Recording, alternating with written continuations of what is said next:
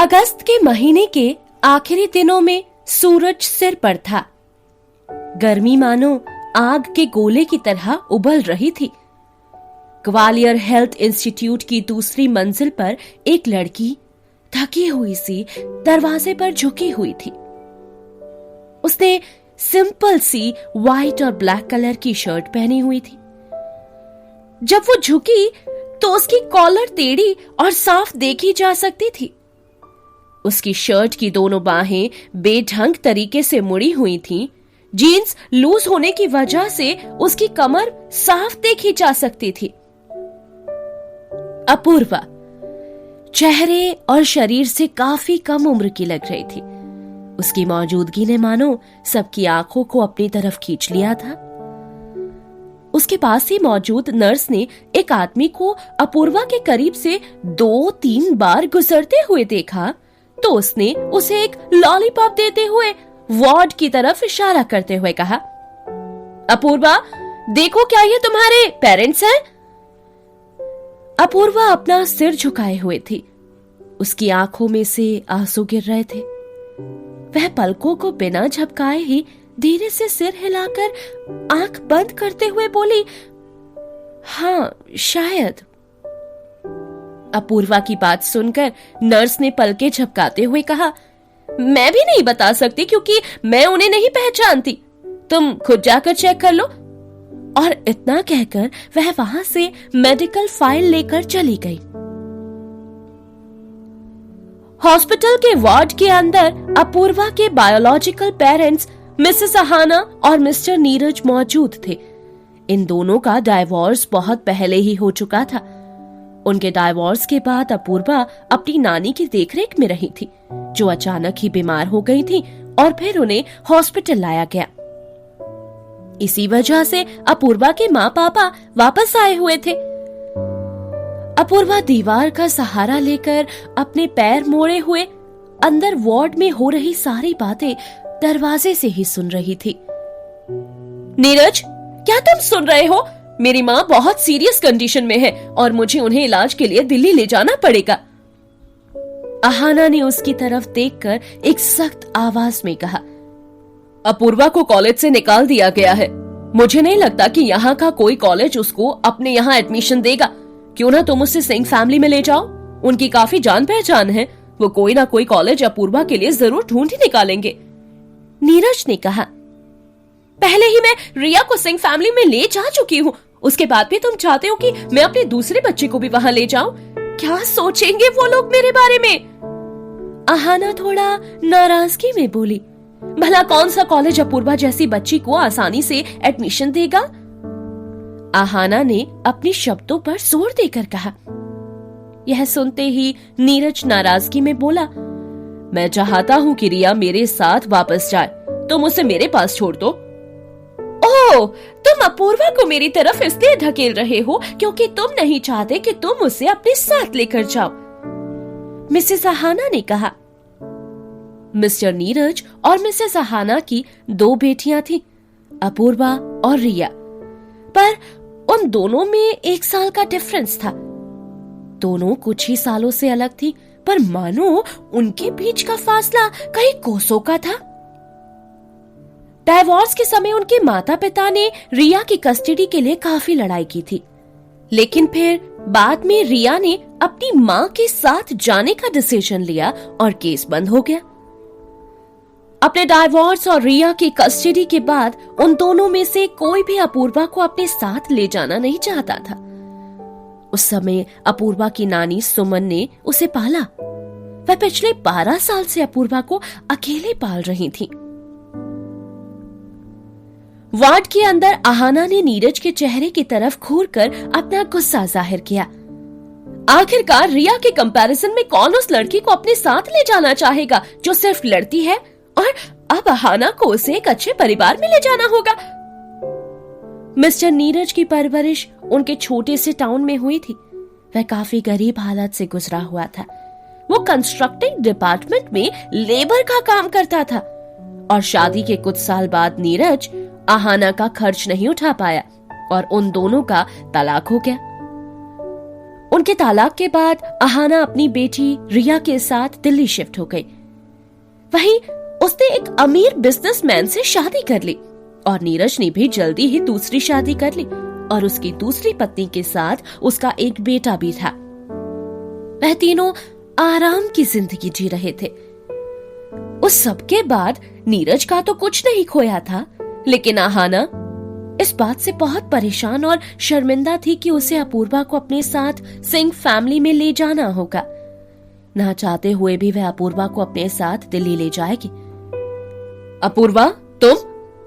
Mister Neeraj ward से बाहर निकले और अपूर्वा को देखते हुए चौंक कर बोले, सिंह फैमिली बहुत अमीर है, तुम अपनी माँ के साथ चली जाओ। वह जरूर तुम्हारे लिए एक अच्छा कॉलेज ढूंढ लेंगे।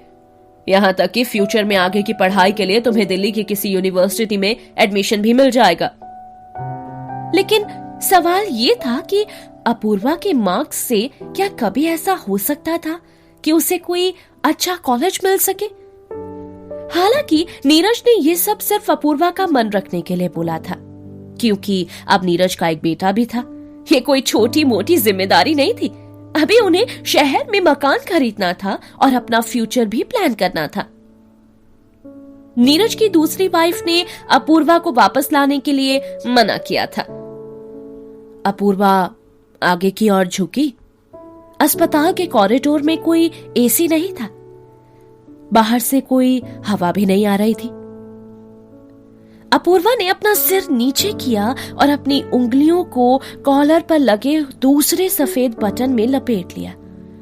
उसकी उंगलियां काफी सिकुड़ी हुई थी, मानो ठंड से जम गई हों।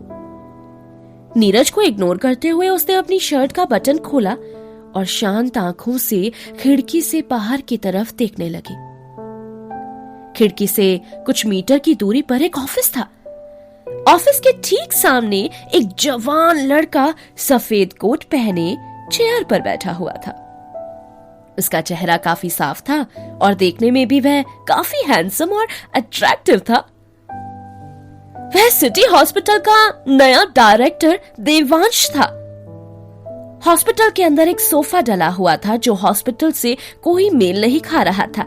वह लड़का सोफे पर बैठकर अपनी उंगलियों के बीच में फंसाए सिगरेट को पी रहा था। उसकी मुड़ी हुई बाहों से हल्का सा धुआं निकल रहा था। उसकी आंखें आधे मिनट के लिए मानो थम सी गई थी। देवांश लगातार सामने बैठे लड़के की ओर घूरे जा रहा था। क्या देख रहे हो? देवांश ने उस लड़के जिसने ब्लैक कलर की शर्ट पहनी हुई थी उससे पूछा और मुस्कुराकर उसके बगल में सोफे पर बैठ गया। उस लड़के ने धीरे से कहा, उसकी पतली कमर। उस लड़के का नाम अमन था। अमन ने अपना सिर साइड में किया। उसकी नाक काफी लंबी थी और उसके चेहरे का रंग काफी साफ था। अमन की आवाज काफी धीमी और कड़क थी। ऐसा लग रहा था मानो वह अभी अभी नींद से जागा हो, पर उसकी आवाज बिल्कुल साफ थी। देवांश मेडिकल फाइल के पन्नों को कुछ ऐसे पलट रहा था मानो जैसे उसे कुछ समझ ही नहीं आ रहा हो। उसने अपनी बड़ी बड़ी आंखों को ऊपर किया और कुछ सोचते हुए बोला, ये समझना मुश्किल नहीं है कि इस शहर के सारे आदमी और औरत किसी तीसरे इंसान के लिए क्यों तैयार रहते हैं। ये सोचना तुम्हारा काम नहीं है। अमन ने अपनी दोनों पैरों को सोफे पर फैलाते हुए कहा, तुम जल्दी से एक बार अपना काम पूरा कर लो, फिर तुम्हें मुंबई भी वापस जाना है। और तुम्हारा क्या ख्याल है? अपनी उंगलियों से सिगरेट की राख को नीचे गिराते हुए देवांश ने कहा। अमन खड़ा हुआ। उसके पैर लंबे और सीधे थे। सिगरेट के धुएं से उसकी आंखें काफी छोटी दिख रही थी। अमन चलते चलते धीरे से बोला, मुझे अभी दूसरा काम है।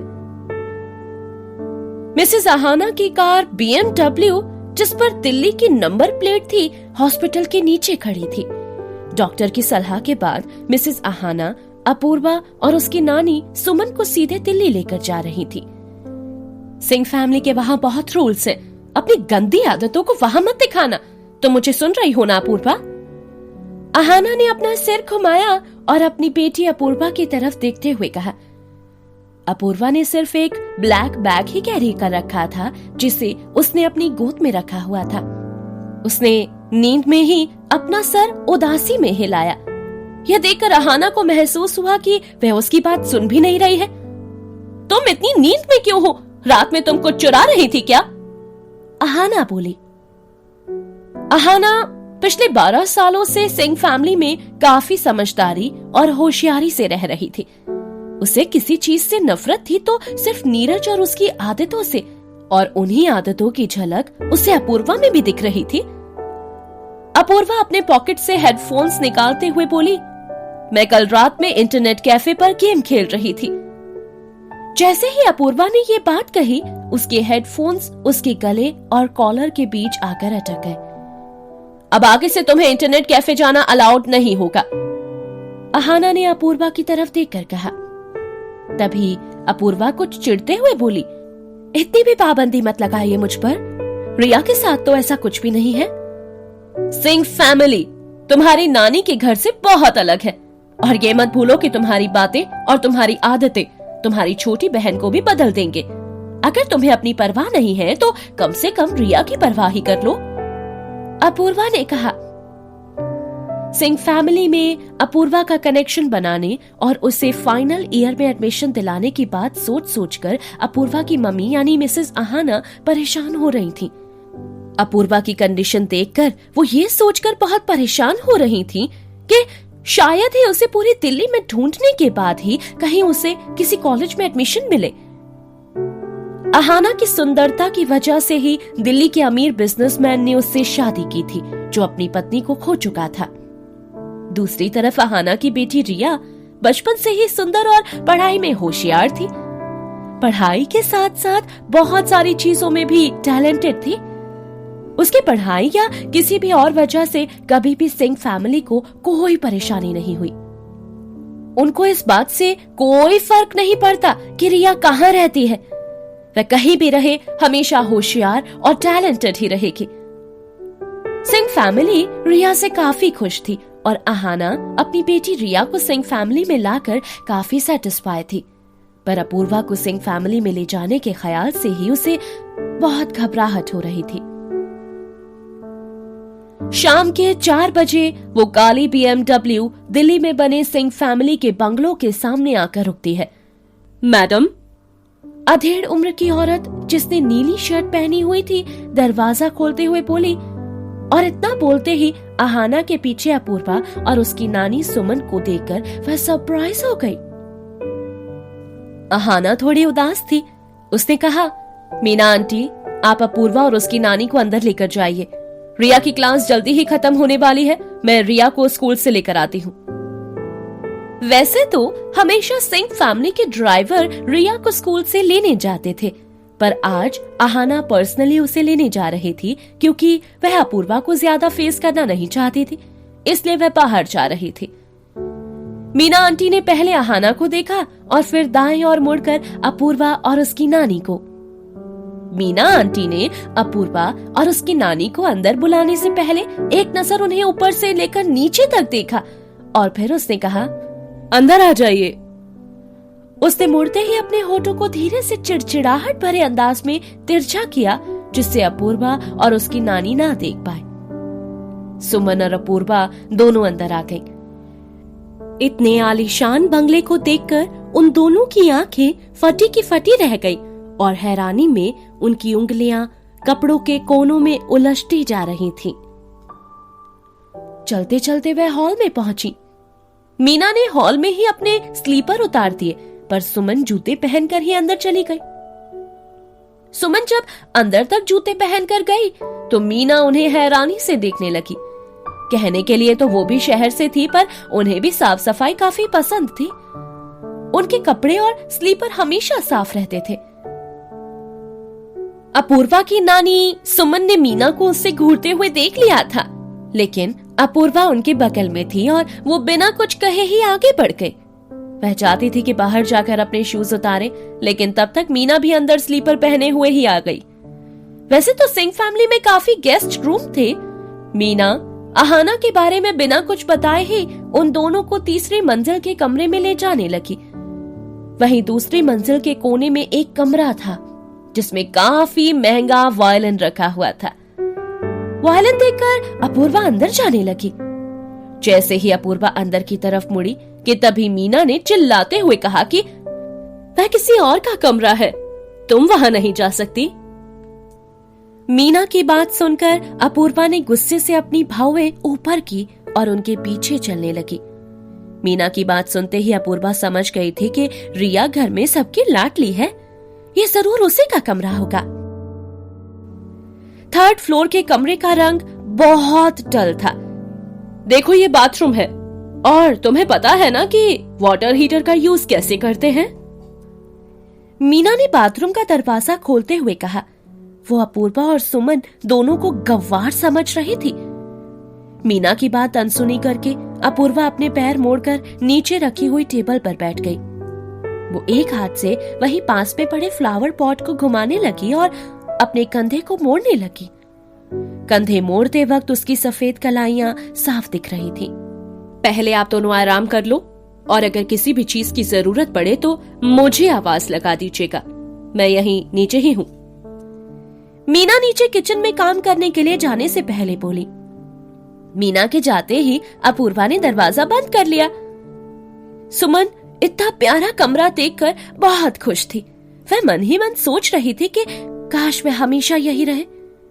मीना काफी अच्छी है और आसानी से सबके साथ घुल मिल जाती है।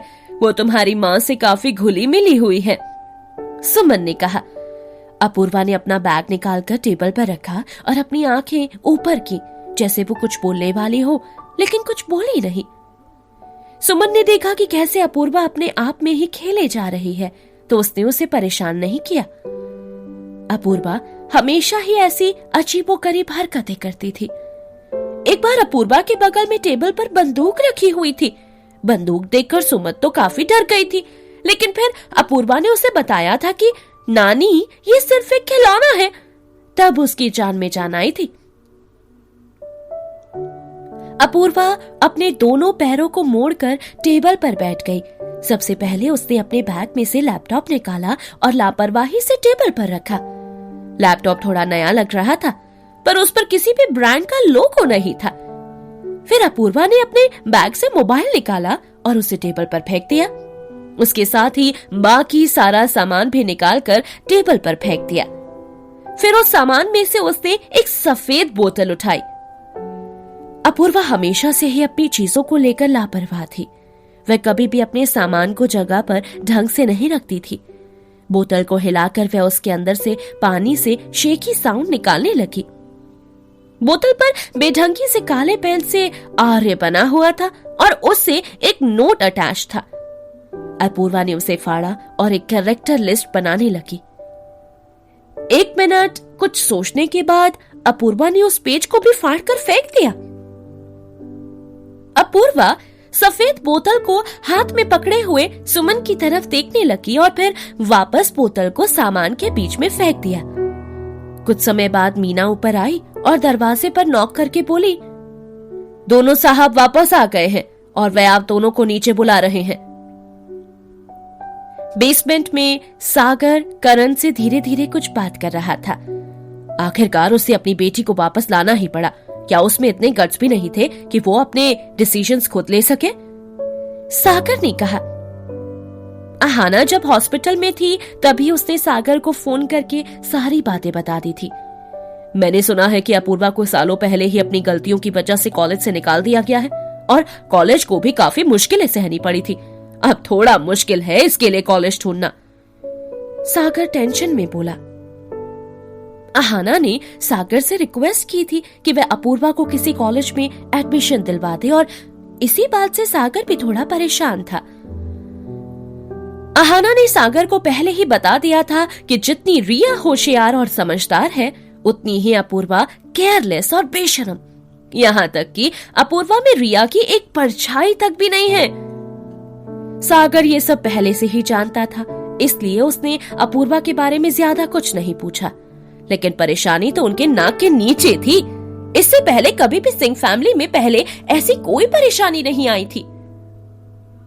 करण ने अपना एक हाथ सोफे पर रखा और दूसरे हाथ से फोन में किसी को नंबर डायल करके उस पर बात करने लगा। यहाँ तक कि सागर जब इतनी टेंशन में बात कर रहा था तब भी करण ने एक बार भी अपना सिर उठाकर उसकी तरफ नहीं देखा। जैसे ही सीढ़ियों से खट खट करते हुए किसी के उतरने की आवाज हुई तो उसने तुरंत सामने देखा और उसकी आंखें वहीं थम सी गई। वह बस उस तरफ देखता ही रह गया।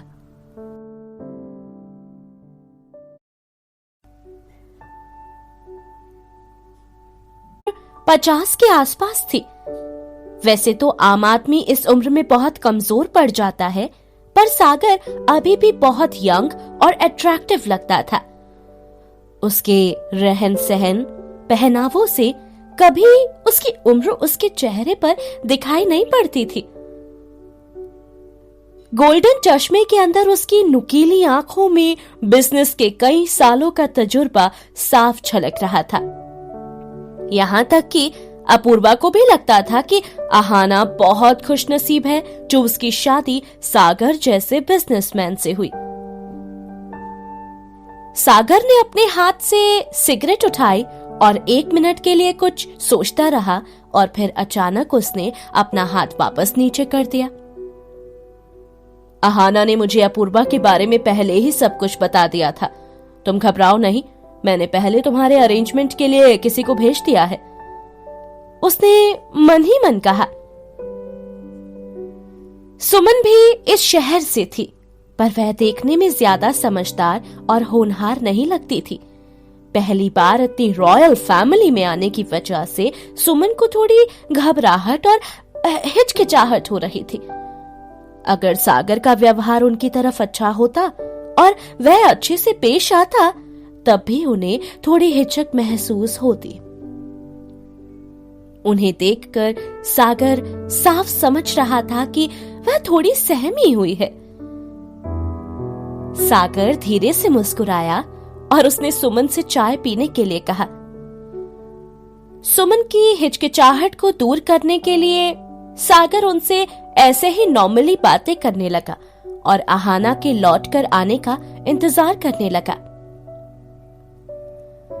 अपूर्वा आलस से सोफे पर बैठी हुई अपने मोबाइल में गेम खेल रही थी। उसकी उंगलियां साफ और सीधी थी, जो फ्लोर के सीलिंग पर लगी खिड़की से आ रही रोशनी से और ज्यादा सफेद दिख रही थी। उसकी आंखें नीचे थी और करण की तरफ से देखा जाए तो उसकी बड़ी बड़ी पलकें झपकते समय बहुत सुंदर लग रही थी। अचानक अपूर्वा को ऐसा महसूस हुआ कि कोई उसे घूर रहा है। तभी उसने अपना सिर धीरे से उठाया। अपूर्वा की आंखें एकदम साफ सुथरी थी। उसकी आंखों में सुमन की आंखों की तरह कोई भी दर्द और तकलीफ नहीं थी। उसकी आंखें किसी ठंडे तालाब की तरह बिल्कुल शांत और गहरी थी। 90% बिल्कुल शांत और 10% उसकी आंखों में शरीर पर बंधी हुई सी घुटन थी जो वह यहाँ पर महसूस कर रही थी। करण अपने हाथों में चाय का कप लिए हुए कुछ पल के लिए मानो ठहर सा गया था। उसे इस बात का बिल्कुल भी डर नहीं था कि कोई उसे अपूर्वा को घूरते हुए देख लेगा तो क्या होगा। वह बस अपूर्वा को देखे जा रहा था और मुस्कुरा रहा था। थोड़ी देर बाद उसने अपनी आंखें अपूर्वा से हटाई और सबके बीच शामिल हुआ। उसके चेहरे पर कुछ अलग ही एक्सप्रेशंस थे और उसकी हंसी में भी एक अलग ही अंदाज था। यह जानते हुए भी कि अपूर्वा सिर्फ मुसीबतें खड़ी कर सकती है और अपने साथ साथ सबको उन परेशानियों में उलझाती है, उसके बावजूद भी वह उसे बहुत पसंद आ गई थी। करण मन ही मन में सोच रहा था कि अपूर्वा कितनी प्यारी और सुंदर है। सुमन ये जानती थी कि जब अपूर्वा बोर होती है तब वो अपना ध्यान गेम की तरफ लगा देती है। ऐसा नहीं था कि सुमन उसे रोकना नहीं चाहती थी, या सुमन को उसके गेम खेलने से आज परेशानी नहीं थी। लेकिन जब भी सुमन अपूर्वा पर गुस्सा करने के बारे में सोचती तो अपूर्वा की साफ और सुंदर आंखें सुमन को रोक देती। इतनी प्यारी आंखों को देखकर भला कौन गुस्सा कर पाएगा? और फिर एक ही सेकंड में सुमन अपना सारा गुस्सा भूल जाती। अब भला वह कर भी क्या सकती थी? इसलिए वो अपूर्वा को उसके हाल पर छोड़ देती थी। अपूर्वा मोबाइल में गेम ही नहीं और भी किसी चीज से खेलती, तब भी सुमन अपनी आंखों पर जैसे पट्टी बांध लेती और अपूर्वा से कुछ नहीं कहती। यह पहली बार था जब वह अपनी पोती को इतने ध्यान से नोटिस कर रही थी।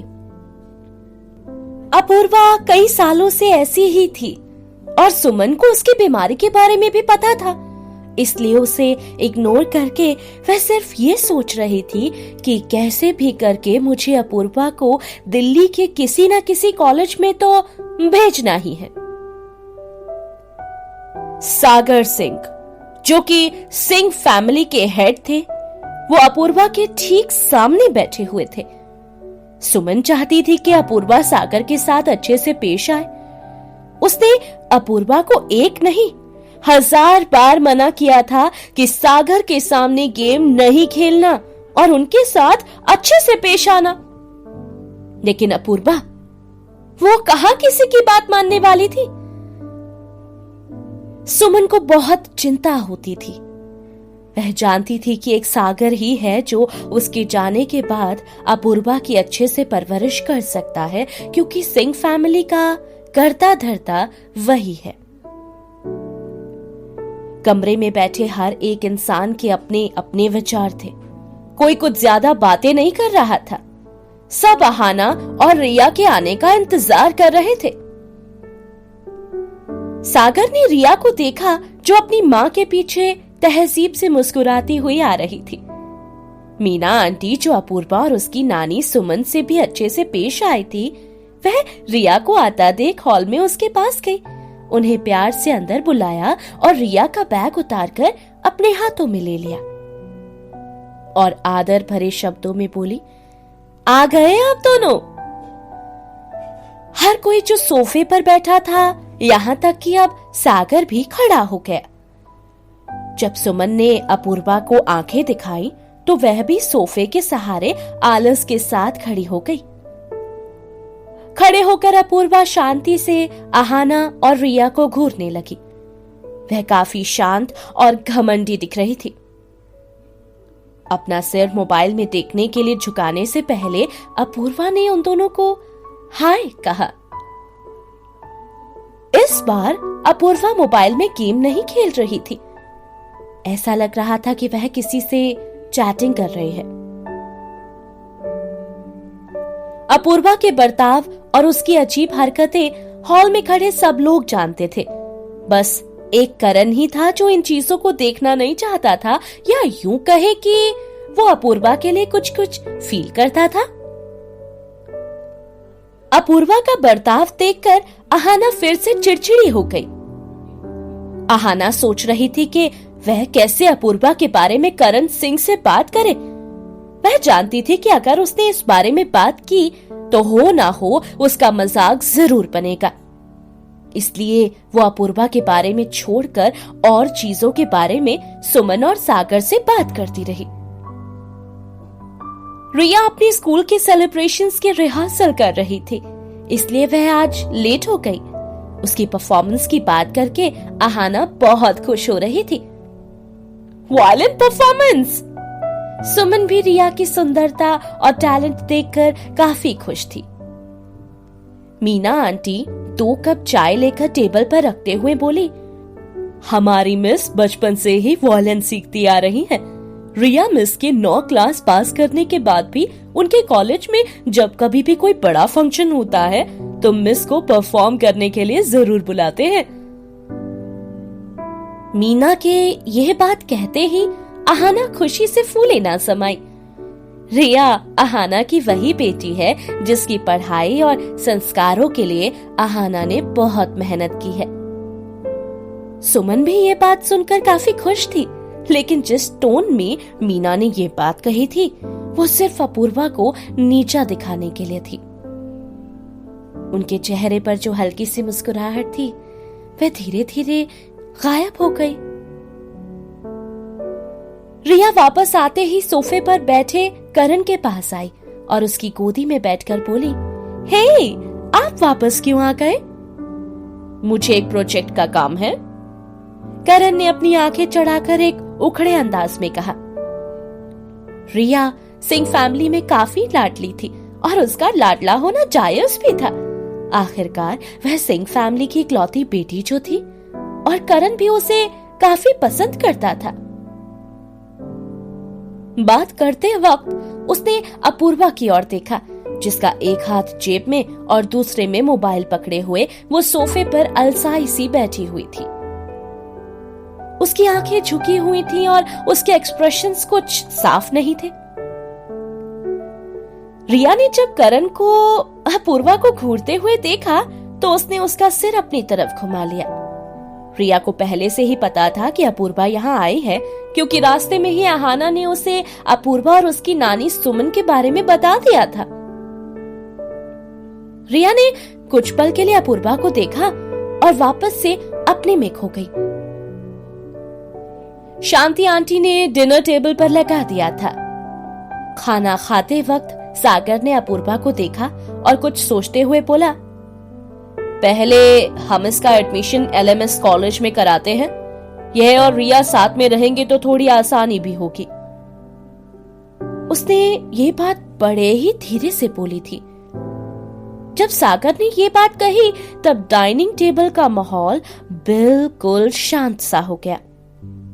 सागर की बात सुनते ही रिया कुछ पल के लिए रुक गई और एक अलग ही नजर से वह अपूर्वा को देखकर बोली, एलएमएस कॉलेज मेरे साथ? अपूर्वा रिया से पूरे 1 साल बड़ी थी। यहां तक कि मीना, जो साइड में खड़े होकर खाना सर्व कर रही थी, चुप होकर सागर को देखने लगी और फिर अपना सिर नीचे झुका लिया। कहीं ना कहीं वो भी ये बात जानती थी कि अपूर्वा यहाँ कॉलेज में पढ़ने के लिए ही है। अहाना का चेहरा शर्म से छोटा हो गया था। इसके पहले इतने सालों में कभी भी उसे सिंह फैमिली में इतनी शर्मिंदगी महसूस नहीं हुई थी जो उसे आज अपूर्वा की वजह से सहनी पड़ रही थी। अहाना के पीछे बैठे सागर ने शर्मिंदगी में रिया की बात का जवाब देते हुए कहा, किसी परेशानी की वजह से तुम्हारी बहन को कॉलेज का 3rd ईयर दोबारा पढ़ना पड़ रहा है। अपूर्वा का रिजल्ट देखकर तो ये भी नहीं कह सकते थे कि उसे 3rd ईयर में दोबारा एडमिशन मिलेगा। ओह, आई सी। रिया मुस्कुराते हुए धीरे से बोली और फिर चुप होकर अपना खाना खाने लगी। सिंह फैमिली का हर एक सदस्य जानता था कि रिया कॉलेज के टॉप 5 में से एक है, जिसके लिए रिया सालों से मेहनत करती आ रही है। सबकी बात सुनने के बाद अहाना बोली, वह नहीं चाहती थी कि अपूर्वा को एलएमएस में एडमिशन दिलाया जाए। वह चाहती थी कि अपूर्वा को किसी भी प्राइवेट कॉलेज में एडमिशन दिला दे, लेकिन उसे ये उम्मीद भी नहीं थी कि सागर अपूर्वा का एडमिशन एलएमएस कॉलेज में कराने की बात करेगा। हर कोई ये बात जानता था कि एलएमएस दिल्ली का टॉप कॉलेज है। अपूर्वा जैसी लड़की जिसका पास्ट काफी गंदा था और पढ़ाई में भी उतनी होशियार नहीं है, उसका अगर एलएमएस जैसे कॉलेज में एडमिशन करा दिया तो सागर को बहुत सारी परेशानियां झेलनी होंगी और अपूर्वा के चक्कर में उसे प्रिंसिपल्स की भी काफी बातें सुननी पड़ेंगी।